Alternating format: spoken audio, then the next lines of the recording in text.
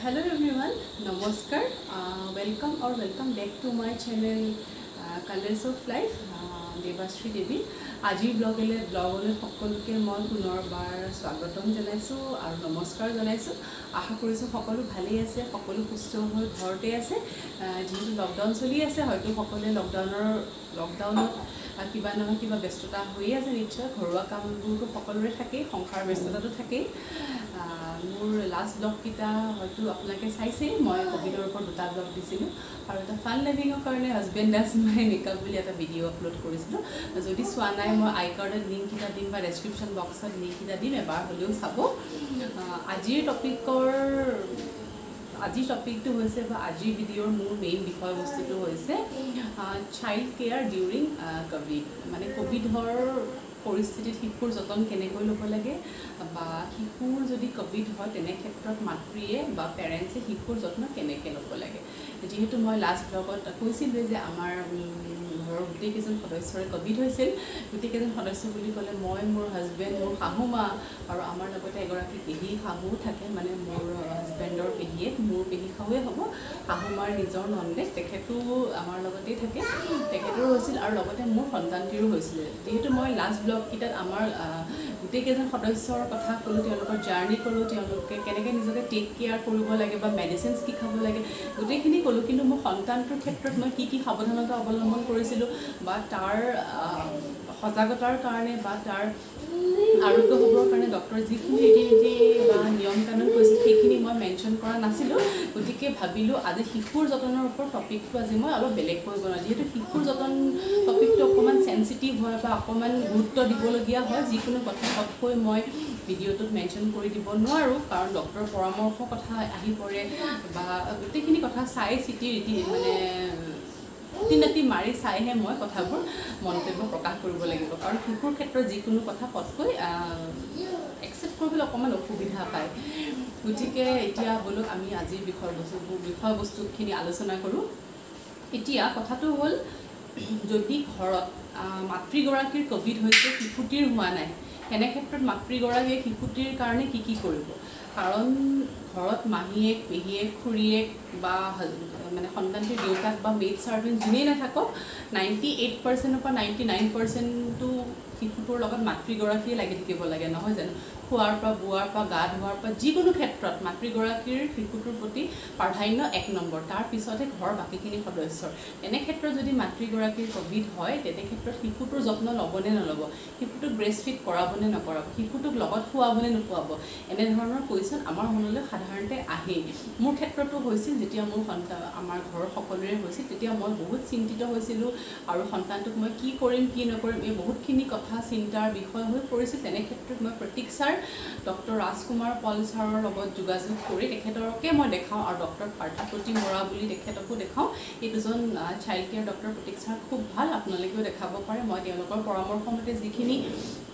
তেওঁলোকে ছাজেশ্যনছ দিছিলে বা যিখিনি কৰণীয় কৰ্তব্য বুলি তেওঁলোকে মোক উপদেশ দিছিল, মই সেইখিনি কৰিছিলোঁ। এতিয়া কথাটো হ'ল, যদি মাতৃগৰাকীৰ ক'ভিড পজিটিভ হয়, সন্তানটিক ব্ৰেষ্ট ফিড কৰাব নকৰাব। 100% ব্ৰেষ্ট ফিড কৰাব পাৰে, কাৰণ ব্ৰেষ্ট ফিডৰ লগত ব্ৰেষ্ট মিল্কত কৰোণা ভাইৰাছৰ জাৰ্মছ অকণমানো নাথাকে। ইভেন ব্ৰেষ্ট ফিড কৰালে শিশুটোৱে এণ্টিবডিহে পায়। গতিকে মাকগৰাকী বা মাতৃগৰাকী ক'ভিড পজিটিভ হৈ থকা অৱস্থাত শিশুটোক 100% ব্ৰেষ্ট ফিড কৰাব পাৰে। আৰু দ্বিতীয়তে হ'ল, শিশুটিক লগত খুৱাব পাৰেনে নোৱাৰে। শিশুটোকতো লগত যদি নোখোৱাই, সিটো 3 বছৰমানলৈকেতো মাকৰ লগতেই খোৱাটো প্ৰত্যেক শিশুৱেই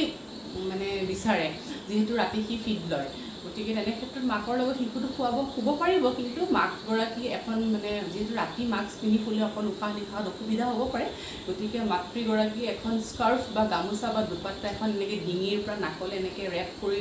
ল'ব পাৰে, যাতে শিশুটোৰ ক্ষেত্ৰত ডাইৰেক্ট উশাহ নিশাহত তাৰ গাত প্ৰভাৱ নপৰে। আৰু দ্বিতীয়তে হ'ল, যদি শিশুটোৰ ক'ভিড হয়, তেনে ক্ষেত্ৰত মাতৃগৰাকীৰ লগত শিশুটোৰ সম্পৰ্ক কেনেকুৱা হ'ব। এতিয়া শিশুটোৰ যদি ক'ভিড হয়, ডক্টৰৰ পৰামৰ্শ লৈ শিশুটোক জ্বৰৰ ঔষধ দিব লাগিব, কাহৰ ঔষধ, আৰু লগতে এটা এণ্টিবায়'টিক আৰু লগতে এটা ভিটামিন A to Z বা বিভিন্ন ধৰণৰ মাল্টিভিটামিন ডক্টৰে বেলেগ বেলেগ শিশুৰ বেলেগ বেলেগকৈ সাজেষ্ট কৰে মই ল'ৰাটো ভিটামিন A to Z দিছিলোঁ আৰু এতিয়া বৰ্তমান মই অলপ ৰুডিমিনটো দি আছোঁ RUTIMIN মই বাৰু যিখিনি মেডিচিনছ মই তাক খুৱাইছিলোঁ মোৰ ল'ৰাৰ এতিয়া 18 মান্থছ মানে ক্ৰছ কৰি জাষ্ট 19 মান্থছ ৰানিং সেই মেডিচিনছখিনি মই বাৰু ডেছক্ৰিপশ্যন বক্সত দি দিম যদি আপোনালোকৰ শিশুৰ মোৰ ল'ৰাটোৰ সমান হয় যদি আপোনালোকৰ চাইল্ড স্পেচিয়েলিষ্টৰ লগত যোগাযোগ কৰি আপোনালোকে কথাখিনি আলোচনা কৰি ল'ব মেডিচিনখিনি দিব পাৰিবনে নোৱাৰিব এতিয়া কথা হ'ল মই জ্বৰৰ ঔষধ দিছিলোঁ কাহৰ দিছিলোঁ আৰু এটা এণ্টিবায়'টিক দিছিলোঁ এণ্টিবায়'টিকটো এজি বেক্ট আছিল আৰু এটা মাল্টিভিটামিন দিছিলোঁ মাল্টিভিটামিনটো মই অকল ক'ভিডৰ টাইমত বুলি নহয় যিহেতু মোৰ ল'ৰাটোক খোৱাত অকণমান বেয়া বা খোৱাত এটা টাইম লাগে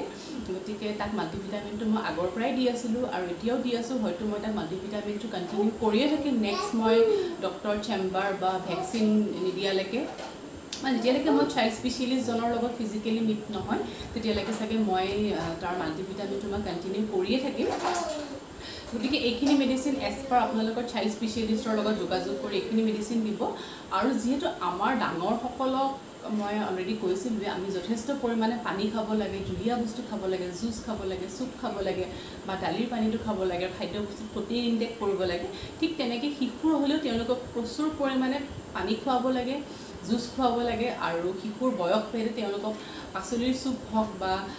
লোকেল চিকেনৰ চুপ হওক তেনেকৈ বনাই খুৱাব পাৰিলেও ভাল আৰু ব্ৰেষ্ট ফিডটোতো টাইম টু টাইম দিয়ে থাকিব লাগিব এইখিনি ৰুটিন মানে নৱজাতক শিশুসকলৰ পৰা 2 বছৰমানলৈকে এইখিনি ৰুটিনৰ কথা কৈছোঁ মই 2 বছৰমান বয়সলৈকে এইখিনি নিয়মাৱলীৰ কথা কৈছোঁ গতিকে তেওঁলোককো প্ৰচুৰ পৰিমাণে পানী খুৱাওক যিহেতু এতিয়া গৰমত পানী পিয়াহ তেওঁলোকক ধৰিয়ে থাকে আৰু প্ৰচুৰ পৰিমাণে জুচ খুৱাওক চুপ খুৱাওক ব্ৰেষ্ট ফিডটো চলিবই মোৰ শিশুটোৰ কিন্তু যেতিয়া ক'ভিড মানে আমাৰ হওঁতে শিশুটো সময়ত প্ৰায় 4 to 5 days মান সি একেবাৰে চলিড খোৱা নাছিল তেনে ক্ষেত্ৰত তাক মই time to time Mousumi juice বনাই খুৱাইছিলোঁ আৰু ORSLৰ এটা ভিটামিন C উইথ ইলেক্ট্ৰলাইটছ যিটো ORSL সেইটো লেমন ফ্লেভাৰ পায় মৌচুমী ফ্লেভাৰ পায় এপল ফ্লেভাৰ অৰেঞ্জ ফ্লেভাৰ সেইটো মই টাইম টু টাইম তাক মই বেলেগকৈ খুৱাইছিলোঁ মানে ধৰক দুপৰীয়া যদি লেমনটো খুৱাইছোঁ আবেলি মই মৌচুমীটো খুৱাইছোঁ বা 2 ঘণ্টাৰ পিছত এপেলটো খুৱাইছোঁ তেনেকৈ টাইম টু টাইম মই বেলেগ বেলেগ ফ্লেভাৰ এড কৰি খুৱাইছিলোঁ কাৰণ যিহেতু তাত ভিটামিন C আছিলে ইলেক্ট্ৰলাইটছ থকাৰ কাৰণে সি মানে যদিও সি চলিড খোৱা নাছিলে সি সম্পূৰ্ণৰূপে পৰি যোৱা নাছিলে সি খেলা ধেমালি কৰি হাঁহি ফূৰ্তিয়ে কৰি আছিলে কাৰণ সেইকেইটা খায়ো তাৰ গাত মানে সি এক্টিভনেছটো তাৰ আছিলে গতিকে আপোনালোকে খুব প্ৰচুৰ পৰিমাণে পানী খুৱাওক চুপ খুৱাওক জুচ খুৱাওক আৰু ORSLটো পাৰিলেও খুৱাব পাৰে আৰু মৌচুমী জুচ এতিয়া বতৰত যি যি ফল ওলাইছে মৌচুমী জুচটো খাব পাৰিলেতো ভালেই আৰু পাৰিলে আপোনালোকে বেদনা বা ডালিমৰ চুপটো ঘৰতে বনাই খুৱাব পাৰে সেইটো যথেষ্ট মানে উপকাৰী আৰু শৰীৰত শক্তিৰ যোগান ধৰে আৰু পাৰিলে খাদ্যবস্তুৰ লগত বা খিচিৰিত যদি খুৱাই বা ভাত যদি খুৱাই শিঙি মাছৰ জোল মাগুৰ মাছৰ জোল খুৱাওক এই মাছকেইটাও বিৰাট শক্তিদায়ক আৰু আমি যিহেতু হওঁতে আমি ডাঙৰসকলে আমি কুচিয়া মাছো খাইছিলোঁ কাৰণ কুচিয়া মাছটো তেজৰ কাৰণেও ভাল আৰু শক্তিদায়ক গতিকে আমি কুচিয়া মাছ খাইছিলোঁ আৰু মোৰ ল'ৰাটোকো কিন্তু কুচিয়া মাছৰ জোল অকণমান হ'লেও তাক দিছিলোঁ আৰু কুচিয়া মাছো দিছিলোঁ আৰু প্ৰচুৰ পৰিমাণে শিঙি মাছ মাগুৰ মাছ মানে এভৰি অল্টাৰনেট ডে দিব পাৰিলে ভাল যিহেতু এইকেইটা মাছ শক্তিদায়ক ডাঙৰসকলেও খাব পাৰে বা শিশুকো খুৱাব পাৰে গতিকে এই দুটা কুৱেশ্যনৰ মই আনচাৰ অলৰেডি দিলোঁ যদি মাতৃগৰাকীৰ ক'ভিড পজিটিভ থাকে তেতিয়া শিশু কেনেকৈ যতন ল'ব আৰু যদি মাতৃগৰাকীৰ ক'ভিড নিগেটিভ হয় শিশুৰ ক'ভিড পজিটিভ হয় তেতিয়া মাতৃগৰাকীয়ে শিশুৰ ক্ষেত্ৰত কি যতন ল'ব গতিকে এইখিনি মই ডক্টৰে দিয়া পৰামৰ্শ মতে মই আপোনালোকৰ লগত শ্বেয়াৰ কৰিলোঁ এতিয়া তৃতীয়তে হ'ল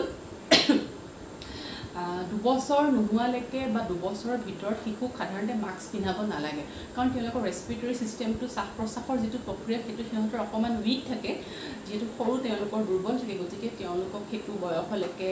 পৰাপক্ষত মাস্কটো পিন্ধাব নালাগে আৰু জনসমাৱেশত তেওঁলোকক লৈ যাবও নালাগে য'ত নেকি ভিৰ ভাৰ হয় মানে য'ত গেং হয় গেডাৰিং হয় তেনে পৰিৱেশত 2 বছৰৰ ভিতৰত শিশুক লৈ নাযাব পাৰিলে ভাল এনেকুৱা ছিটুৱেশ্যনত যিহেতু তেওঁলোকে মাস্ক পিন্ধিব নোৱাৰে আমিতো ডাঙৰসকলে মাস্ক পিন্ধিলে 50% হ'লেও আমি নিজকে সেফটি মেইনটেইন কৰিব পাৰোঁ গতিকে 2 বছৰলৈকে মাস্ক নিপিন্ধাব পাৰিলে ভাল আৰু জনসমাৱেশত পাৰিলে লৈ নাযাব আৰু যিহেতু 2 বছৰ ওপৰ শিশুসকল যেনে 2.5 বছৰ বা 3 বছৰ সেই শিশুসকলৰ অকণমান হ'লেও তেওঁলোকৰ মেচিউৰিটি আহে তেওঁলোকক যদি বুজাই দিয়া যায় পেৰেণ্টছে বা ঘৰত থকা বাকী সদস্যই যে হাত time to time hand wash কৰিবা চেনিটাইজ ব্যৱহাৰ কৰিবা বা মাস্ক পিন্ধিবা সেইখিনি যদি তেওঁলোকক বুজাই দিয়া যায় সিহঁতে সুন্দৰভাৱে বুজি পায়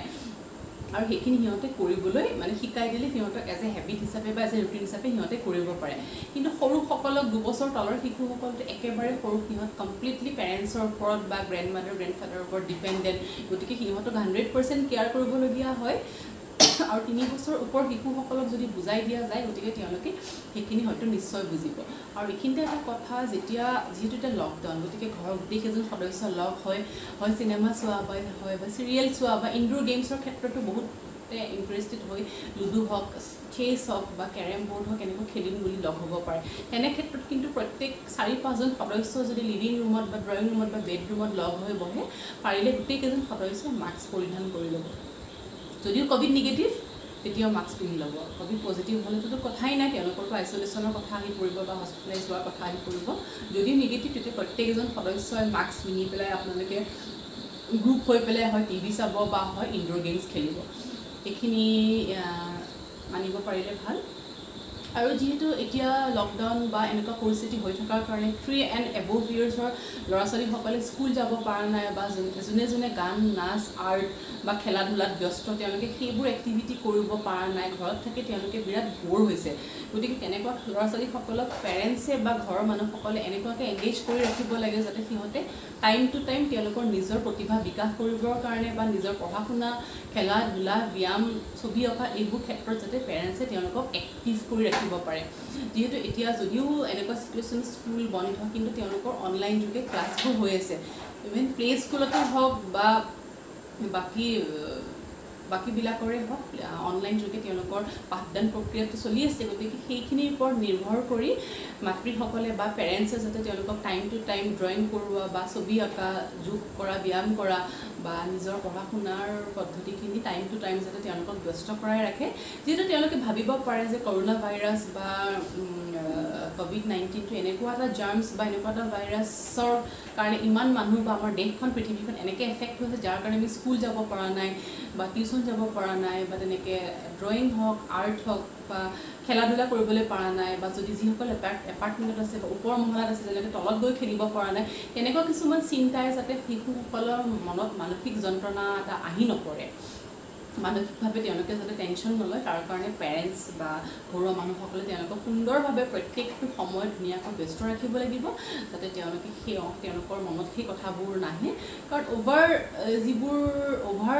যোনে চিন্তা কৰে সিহঁতে মেণ্টেলি বস্তুবোৰ অকণমান চিৰিয়াছলি লৈ সিহঁতে ডিপ্ৰেশ্যনত গুচি যাব পাৰে যে মোৰ স্কুল নাই মই ড্ৰয়িং স্কুলত যাব নোৱাৰা হ'লোঁ মই কেৰাটে ক্লাছত যাব নোৱাৰা হ'লোঁ মই ঘৰতে সদায় সোমাই বৰ হৈ যাওঁ মই কি কৰিম সেই বস্তুটোৱে যাতে তেওঁলোকক আমনি নিদিয়ে তাৰ কাৰণে তেনে বয়সৰ শিশুসকলক মানে 3 বা 6 yearsৰ বয়সৰ শিশুসকলক পিতৃ মাতৃ হওক বা অভিভাৱক বা ঘৰৰ বাকী সদস্যও যাতে তেওঁলোকক ব্যস্ত ৰাখিবৰ কাৰণে বিভিন্ন ধৰণে তেওঁলোকক ব্যস্ত ৰাখিবৰ কাৰণে তেওঁলোকে চেষ্টা কৰে সেইটো এটাও মই উপায় ইয়াতে অন্তৰ্ভুক্ত কৰিলোঁ মোৰ বাৰু ল'ৰাটো এতিয়া 19 months মানে জাষ্ট 1.5 বছৰ ক্ৰছ কৰিছে সি বাৰু ইমান এইবোৰ বুজি নাপায় তাক খেলা বস্তুবোৰ অকণমান উলিয়াই মানে প্লে মেটখন দিলে সি তাতে বহি খেলি থাকে বা টাইম টু টাইম তাক খুৱাই দিলে ৰাইমছটো লগাই দিলে সি তেনেকৈয়ে বিজি থাকে যিহেতু সেইটো ইমান বুজিব পৰা হোৱা নাই গতিকে এইটো বয়সৰ ল'ৰা ছোৱালীখিনি বা যিসকল একেবাৰে পানী কেঁচুৱা 2 মহীয়া 4 মহীয়া 6 মহীয়া বা 1 yearৰ ভিতৰৰ শিশুসকলো মানে এইখিনি সময় পাৰ কৰিবৰ কাৰণে মাকসকলৰ হয়তো মানে কেনেকৈ বিজি ৰাখিম সেই বিষয়টো লৈ ইমান চিন্তা কৰিবলগীয়া নহয় গতিকে সেইখিনি মাকৰ ইমান চিন্তা নাথাকে 3 বা 6 yearsৰলৈকে শিশুসকলে যাতে ভালকৈ টাইমটো তেওঁলোকে এইখিনি সময় অতিবাহিত কৰে তাৰ কাৰণে পেৰেণ্টছে যাতে গুৰুত্বপূৰ্ণ তেওঁলোকৰ ওপৰত ভূমিকা পালন কৰে আৰু তেওঁলোকৰ ক্ষেত্ৰতো যদি কোভিড হয় তেওঁলোকেও মানে দেৰি নকৰি টেষ্ট কৰি তৎক্ষণাৎ শিশু বিশেষজ্ঞসকলৰ লগত যোগাযোগ কৰি তেওঁলোকক কেনেকুৱাকৈ মেডিচিন দিব লাগে বা কেনেকুৱা কি তেওঁলোকক নীতি নিয়মৰ মাজত ৰাখিব লাগে সেই বিষয়ে যাতে তেওঁলোকে জ্ঞাত হয় গতিকে মোৰ আজিৰ ব্লগত আলোচনা কৰিবলগীয়া বিষয়বস্তু ইমানখিনিয়ে আছিল আশা কৰিছোঁ ভিডিঅ'টো আপোনালোকে সকলোৱে ভাল পাইছে অলপ হ'লেও যদি আপোনালোকৰ লাভৱান হৈছে বা আপোনালোকে যদি আজিৰ ভিডিঅ'টো চাই ভাল পাইছে এটা লাইক কৰি দিব আৰু